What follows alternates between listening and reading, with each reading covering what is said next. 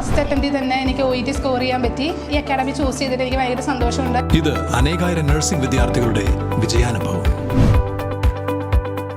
For admissions call 7594054282. Muvattupuzha നഗരത്തിലെ road വികസനത്തിലെ തർക്കങ്ങൾ പരിഹരിക്കാൻ BSNL ഉദ്യോഗസ്ഥരുമായി LDF നേതാക്കൾ ചർച്ച നടത്തി. BSNLന്റെ കോപ്പർ കേബിളുകൾ റോഡിനടിയിൽ നിന്ന് മാറ്റുന്നതിന് ഇടപെടൽ നടത്താമെന്ന് Muvattupuzha telecom division engineer JT ഒമാർ എന്നിവർ അറിയിച്ചിട്ടുണ്ട്. കോപ്പർ കേബിളുകൾ മാറ്റാൻ KRFB 20 ലക്ഷം രൂപ BSNLന് നൽകിയിരുന്നു. ഇതിനായി 54 ലക്ഷം BSNL മുൻപ് ആവശ്യപ്പെട്ടിരുന്നതിൽ ഇളവ് വരുത്താൻ ഇടപെടും.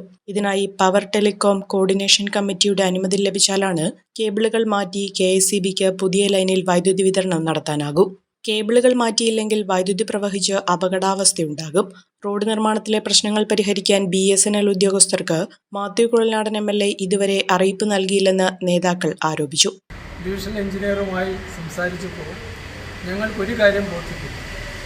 BSNLിലെ പ്രധാന റോളാണ് ഈ റോഡ് നിർമ്മാണത്തിനുള്ളത്.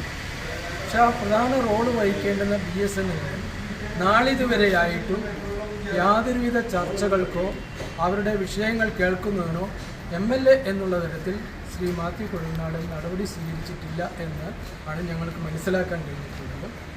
വളരെ ഉത്തരവാദിത്തപ്പെട്ട ഈ വിവിധ ഡിപ്പാർട്ട്മെൻറ്റുകളെ ഏകോപിപ്പിക്കേണ്ട ഉത്തരവാദിത്തപ്പെട്ട വ്യക്തി അത്തരമൊരു അലംഭാവം കാണിച്ചത് ജനങ്ങളോട് കാണിക്കുന്ന ഏറ്റവും വലിയ നെറികേട് എന്നല്ലാതെ മറ്റെന്താണ് അതിനെ സംബന്ധിച്ച് പറയാനുള്ളത്.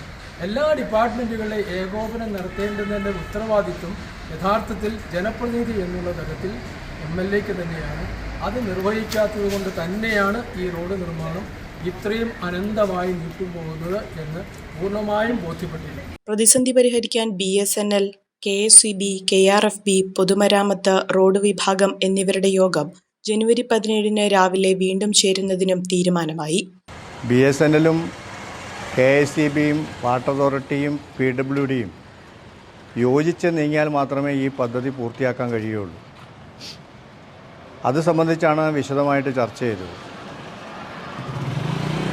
BSNLന്റെ അപ്രൂവൽ കിട്ടാതെ കൊണ്ട് നമുക്ക് ഇലക്ട്രിസിറ്റി ബോർഡിൻ്റെ ലൈൻ മാറ്റാൻ കഴിയില്ല. അതിനാവശ്യമായ ഫണ്ട് ഇലക്ട്രിസിറ്റി ബോർഡിൽ നിന്ന് അടയ്ക്കേണ്ടതായിട്ടുണ്ട്. അത് സംബന്ധിച്ച് വളരെ വിശദമായി ചർച്ച ചെയ്തു. 21 ലക്ഷം രൂപ ഇപ്പോൾ ഈ BSNLന് അടച്ചിട്ടുണ്ട്. ഇനി ബാക്കിയുള്ള സംഖ്യ അടച്ചാൽ മാത്രമേ നമുക്ക് ഈ റോഡ് പണി പുനരാരംഭിക്കാൻ കഴിയുകയുള്ളൂ. അപ്പോൾ അതിൻ്റെ ഭാഗമായിട്ട് എസ്റ്റിമേറ്റ് റിവൈസ് ചെയ്ത് നൽകാം എന്ന് അവർ സമ്മതിച്ചിട്ടുണ്ട്. ആ റിവൈസ് ചെയ്ത് കിട്ടുന്ന എസ്റ്റിമേറ്റിൻ്റെ അടിസ്ഥാനത്തിൽ പണമടച്ച് എത്രയും വേഗം ഇതിൻ്റെ ക്ലിയറൻസ് എടുക്കാനുള്ള നടപടി സ്വീകരിക്കണം എന്നാണ് തീരുമാനിച്ചിട്ടുള്ളത്. അതിനുവേണ്ടി RDOയുടെ സാന്നിധ്യത്തിൽ എല്ലാ ഉദ്യോഗസ്ഥന്മാരുടെ കൂടി ഒരു യോഗം വിളിച്ചു ചേർക്കണം എന്നും തീരുമാനിച്ചിട്ടുണ്ട്. LDF നേതാക്കളുടെ ഇടപെടലിനെ തുടർന്ന് ജില്ലാ കളക്ടറും പ്രശ്നത്തിൽ ഇടപെട്ടു. റോഡ് നിർമ്മാണവുമായി ബന്ധപ്പെട്ട വിവിധ വിഭാഗം ഉദ്യോഗസ്ഥരുടെ സംയുക്ത യോഗം വിളിച്ചു ചേർക്കാൻ RDOയ്ക്ക് നിർദ്ദേശം നൽകുമെന്ന് കളക്ടർ അറിയിച്ചിട്ടുണ്ട്. മൂവാറ്റുപുഴ PO ജംഗ്ഷൻ മുതൽ കച്ചേരിത്താഴം വരെയാണ് തർക്കസ്ഥലങ്ങൾ. ഇവിടെ സ്ഥലമേറ്റെടുക്കലിനായി ഉടമകളുമായി സംസാരിക്കുമെന്നും LDF നേതാക്കൾ പറഞ്ഞു.